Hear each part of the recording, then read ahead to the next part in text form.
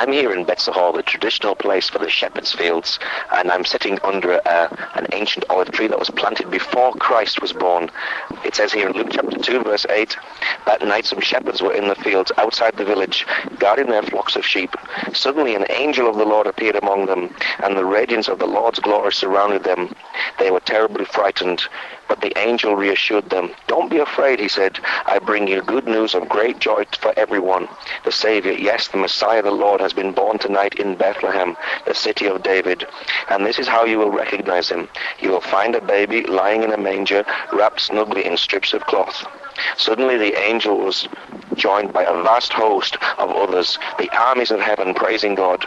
"Glory to God in the highest heaven, and peace on earth to all whom God favors."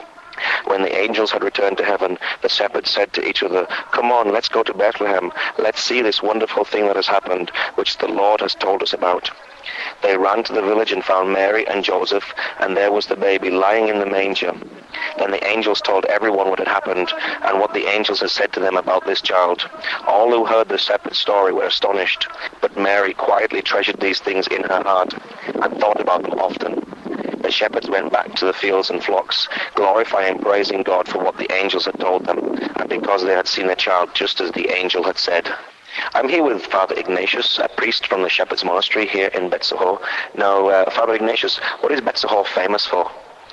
The city of Beit Sahour is famous for the land, for the fields, here where the shepherds were the night when Jesus was born in Bethlehem, and the message was given here in this place the night of Christmas by the Archangel Gabriel. So it's very famous because of the message that the angels gave to the shepherds, and this message was spread all around the world from this simple place. And now it's very famous because of the monastery and the people, the pilgrims that it attracts. And they come to visit this holy site, the old cave where the shepherds got the message and where the shepherds are buried. And of course the ruins from the old monastery since the time of St. Helena the Queen. Now, is the shepherd's field actually here today in Beit Sahour? Yes, this is the place, yes. It dates back to the time of Jesus. Actually, there is a history of about 5,000 years here, the time when Jacob, the patriarch, came with Rachel, and then Boaz and Ruth, they also were here, and then their son Obed, and then Jesse, who was the father of David the king, and later David as a shepherd also, and later this area was property of the parents of Virgin Mary, Saint Joachim and Anna. So if I was to walk down the streets of Beit Sahour, I would see sheep and I would see the shepherds today? Today not, because it's a populated area. It used to be part of the Judean desert, but today it's a big city, because we have about, the population of Beit Sahour is 16,000 people. So today, of course, you will not see, you will see only houses and hotels and restaurants, and there's no sheep today. Yes.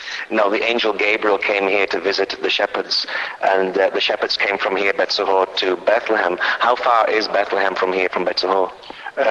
It's 2 kilometers, 2-3 kilometers from here to the Nativity Church, to the Holy Grotto, to the manger where Jesus was born. So they really didn't have very far to travel? No. Yes, by walking, in 20 minutes you are in Bethlehem. So it took them about 15 to 20 minutes to go up there. Now you have a very beautiful monastery here on the property. How long has the church been here?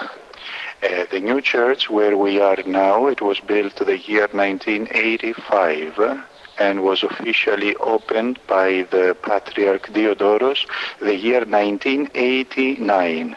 But the old church inside the cave of the shepherds was built the year 326 by the Queen St. Helena. So it's very old, the cave as a church, and then the ruins of the monasteries. But the new one, it's only 20 years old. And this is why the frescoes, the icons, they're new. Now you look on the walls and you see all these beautiful pictures. What do the pictures mean here on the wall?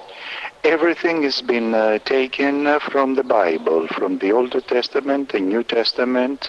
There are icons with the crucifixion, with the resurrection, transfiguration, the birth of Jesus, the Last Supper, and also local saints from Palestine, like Saint Savas the Sanctified, Saint John from Damascus, and all the saints, the apostles, the hermits that they lived in this area, in Holy Land, in Israel and in Palestine.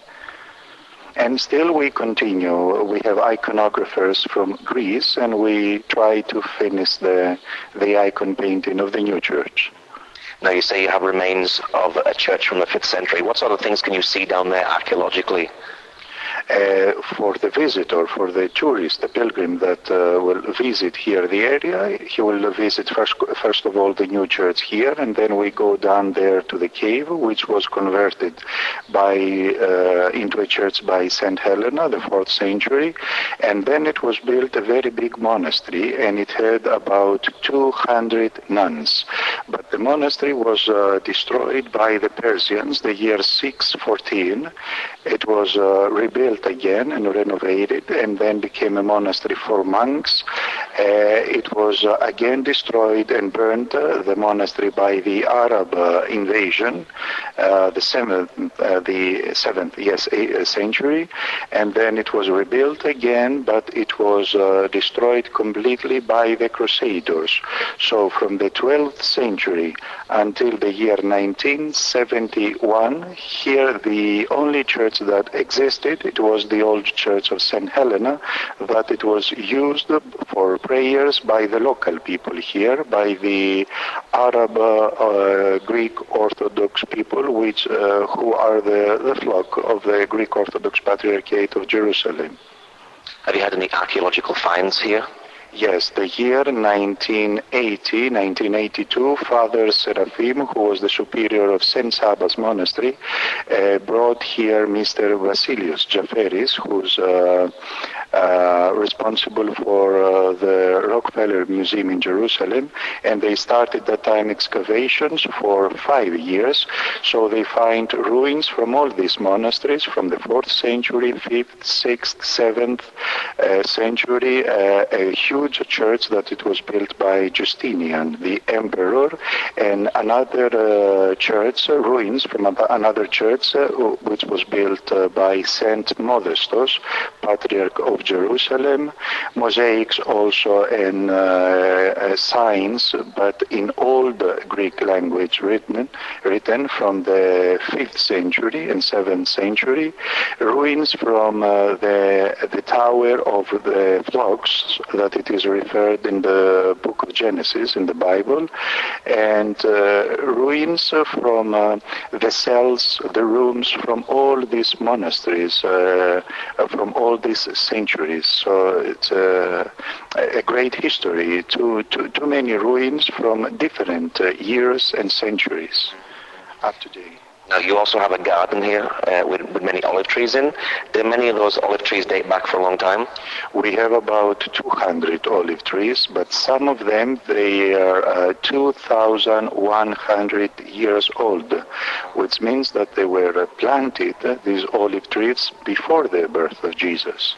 So we take care of them so that we will have them and that they live longer, and that the groups that they come, they have the blessing to admire and see olive trees that they stay and they live for centuries, and till up now today they give oil and olives. We have a great garden, but the garden, most of the trees, they are new, but all those olive trees, yes, they are so old, very old. Do the olives taste better from the old trees or from the new trees? No, I believe it's the same, yes, but you have to take care of them. We do. We take care of all the olive trees. So what's it like for you personally being here in the land and ministering to the people of Beit Sahour? For us here, it's a blessing. It's a great blessing to be in this holy place and to every day to explain to the people that they come the history of this place, which is a place of peace, a place where the message of peace was given. And even though so many centuries and years they have passed, till today, the people, they can understand that it's a holy place and it gives the message of peace and love to all over the world. Now, how do people celebrate Christmas here in Beit Sahour? Like everywhere, like in Europe, like in any other country. Of course, here we celebrate Christmas with the old calendar. That means we have Christmas when with the new calendar, it's January the 6th. But people, they celebrate Christmas like everywhere. Of course, I believe here it's more bright.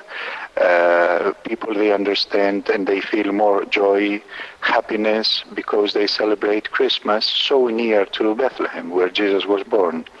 And the pilgrims that they come during the Christmas time, I believe that they feel the message of Christmas and they live every moment, every prayer, and they enjoy visiting any place around Bethlehem area. Not only Bethlehem, the Nativity Church, but also Beit Sahour, the city of Bejala, even the monastery of St. Theodosius, which is near, and it is the place where the three wise men, when they left Bethlehem to return back to Persia, they stayed in this place. There's a cave. They stayed for one day and one night, and then they returned back to their country. So all the area here, even Herodium, which is near, it's considered a holy area, and it's very important, it's very unique. But for somebody to understand, he has to visit, to come and see. So you're living the Bible story and the Bible message with so many places here, with the shepherds, with the kings, and the birthplace. It's very exciting to be here during that time. Of course, always, every day for us. It's any place here, it's an open Bible. Now, does it snow here in Beit Sahour? Very rare, not so often. We had snow here before 7 years, I remember, and last Christmas, but not so much. It doesn't snow because the weather here is always so warm, and the winters are so mild, so there's not so much cold. Maybe sometimes it rains during the Christmas season and time, but very rare you would experience snow in the area. Now, for people here in the West, we eat turkey and we have Christmas puddings. Do they have the same here, or do they have something traditional for themselves? No, they do also here. They decorate Christmas trees. Also the streets, the decoration, everything has to do with Christmas, with the Christmas trees. And I see that the Arab Christian people, they do also celebrate like everywhere, like in America, like in Europe, like in Greece, everywhere.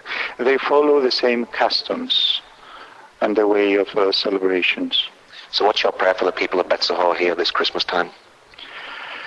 Our prayer and our wish is always that people, they have to be happy. We struggle for peace, even though it's so difficult, but we never lose hope, and our work is always to pray and to give the message of peace and hope to people, and we hope that all of us one day we will live in harmony, for sure in heaven.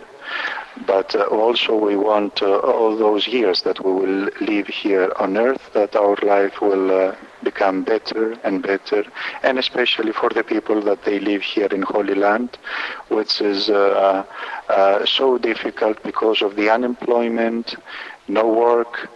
So we, the monasteries, we try to help people so to understand and feel the message, not only the message of Christmas, but in any celebration, even when we celebrate Easter or the Dormition of Holy Mother, we try to give the message of happiness and a joy to all the people, and especially our fellow people that we have here. Okay, Father Ignatious, thank you very much.